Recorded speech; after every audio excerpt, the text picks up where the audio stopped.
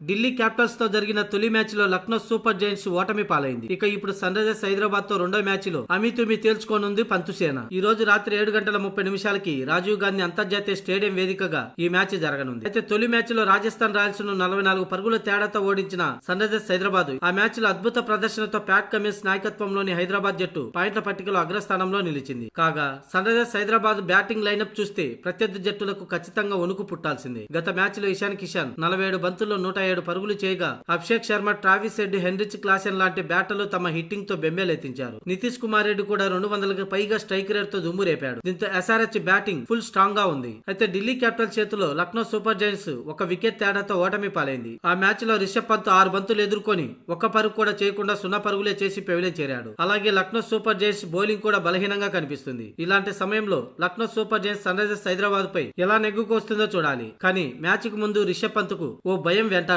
అది sun Risers బ్యాటర్ల నుంచి కాదు, లక్నో జట్టు ఓనర్ సంజీవ్ గోయంక నుంచి. ఆటగాళ్లు సరిగ్గా రాణించకపోతే ఆ జట్టు ఓనర్ దండెత్తుతాడు. అలాంటిది కెప్టెనే సరిగ్గా ఆడలేకుండా జట్టును సరిగ్గా నడిపించకపోతే గత సీజన్ లో రాహుల్ ను భీకరంగా తిట్టడమే కాకుండా జట్టు నుంచి తప్పించాడు. ఇక ఈ ఏడాది తొలి మ్యాచ్ లో ఓడిన పంత్ కూడా వార్నింగ్ ఇచ్చినట్లు తెలుస్తుంది. ఎందుకంటే పంత్ ఏకంగా 27 కోట్లు పెట్టుకుని ఏదో చేస్తాడనుకుంటే ఆ జట్టును తీవ్రంగా నిరాశపరిచాడు తొలి మ్యాచ్ లో. ఇక రెండో మ్యాచ్ లో కూడా అదే ప్రదర్శన కొనసాగిస్తే తనను ఏమంటాడోనన్న భయం పంతులో ఏర్పడింది. అయితే తొలి మ్యాచ్ ఓటమి తర్వాత మాత్రం తదుపరి మ్యాచ్ ప్రత్యర్థి ఎవరైనా సరే గెలిపే లక్ష్యంగా బరిలోకి దిగుతామని, అందుకు సరైన ప్రణాళికలతో ముందుకు సాగుతామంటూ రిషబ్ పంత్ చెప్పుకొచ్చాడు. కానీ లోపల పంత్కు మాత్రం తన ఓనర్ గురించే పెద్ద టెన్షన్. ఫలితం తేడా కొడితే ఏమంటాడోనన్న భయం.